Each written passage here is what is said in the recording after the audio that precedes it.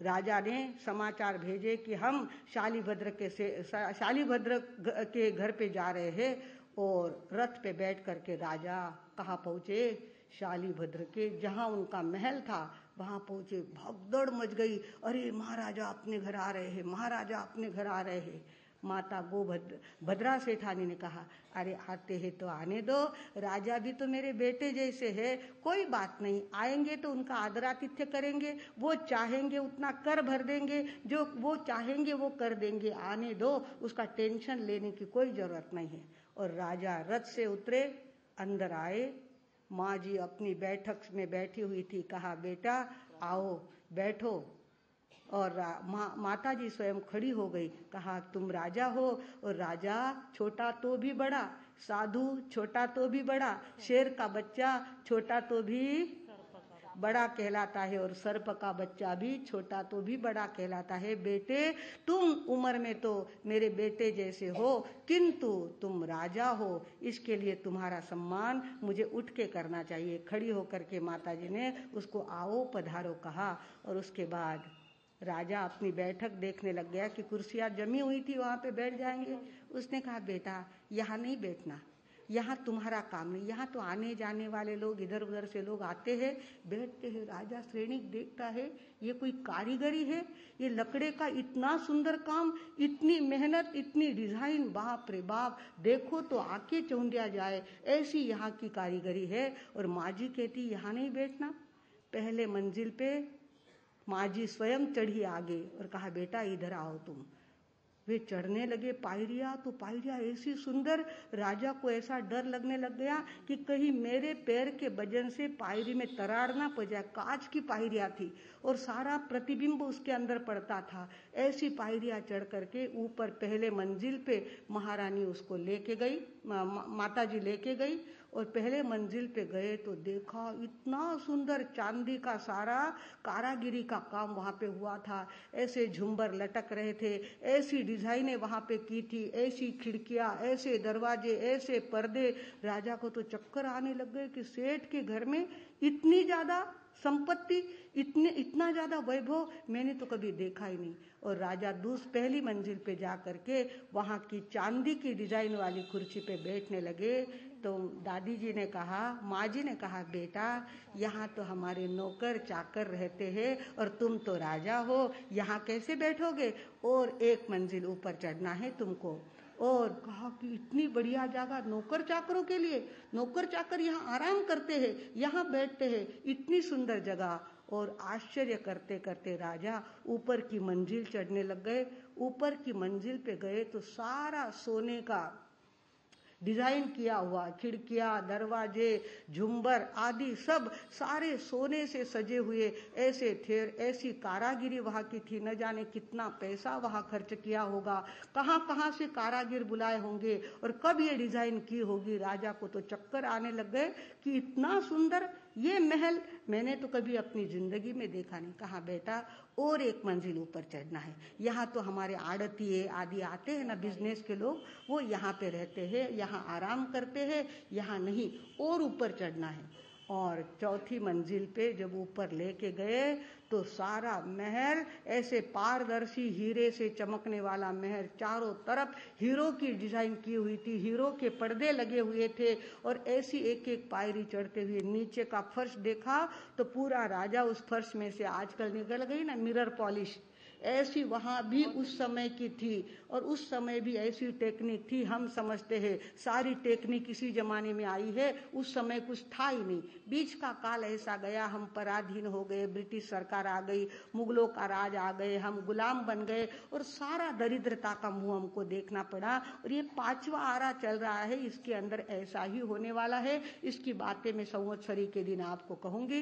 तो इस तरह से चौथी मंजिल पे चढ़े और राजा को तो ऐसा हो गया कि कहाँ मेरा राज और कहाँ यहाँ का वैभव, ये तो देखते ही बनता है।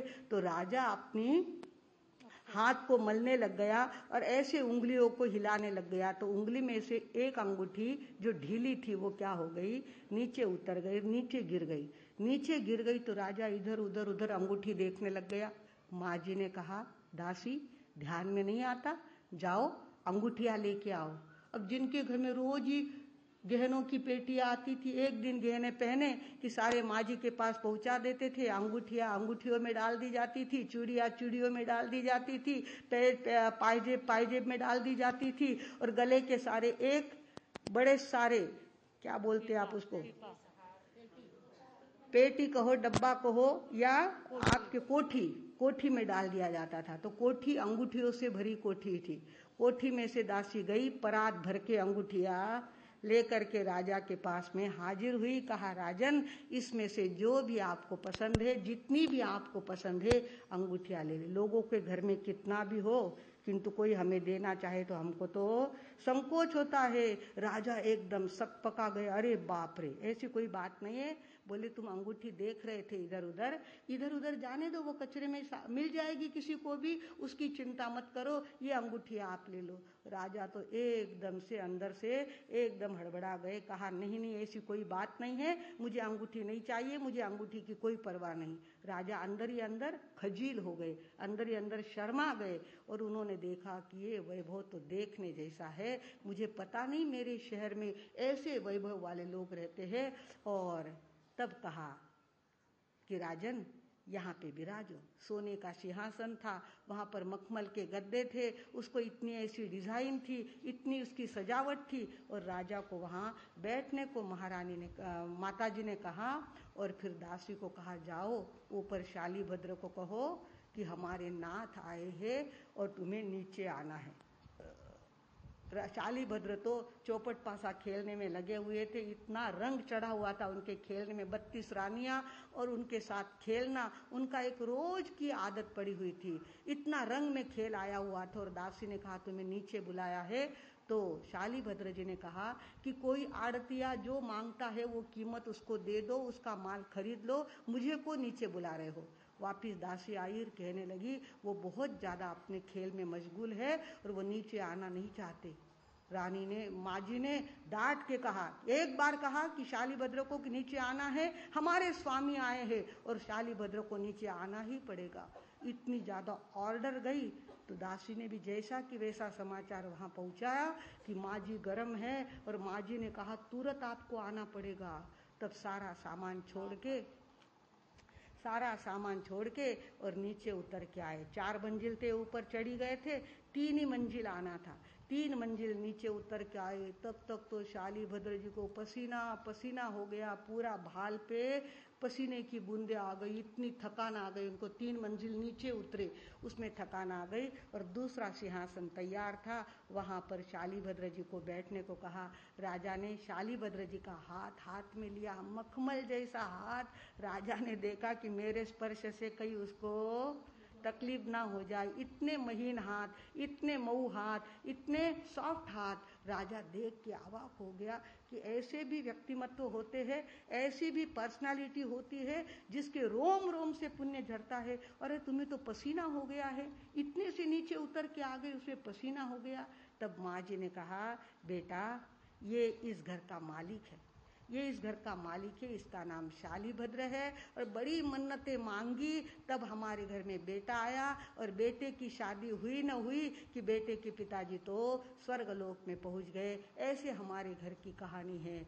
और अपने बेटे को कहा, बेटे, ये अपने नाथ है, ये अपने मालिक है, ये अपने स्वामी हैं, हम चाहे जितने बड़े हो, इनके ऑर्डर के बाहर हम जा नहीं सकते। और शालीभद्र को एक करंट यहाँ पे लग गया, कोई मेरा नाथ, कोई मेरा स्वामी, कोई मेरा मालिक। अरे भगवान महावीर के व्याख्यान को सुनने के लिए जाते हैं तो भगवान महावीर कहते हैं, अपने स्वामी आप बनो, अपने इंद्रियों पर आप विजय मिलाओ। आप चाहो तब अनाज छोड़ सकते हो, चाहो तब अपना सारा वैभव छोड़ सकते हो। ऐसी ताकत अपने आप में पैदा करो। मैं हूँ इतना आलसी कि अपनी पत्नियों के बीच में और अपने वैभव के बीच में अपना समय बर्बाद करता हूँ।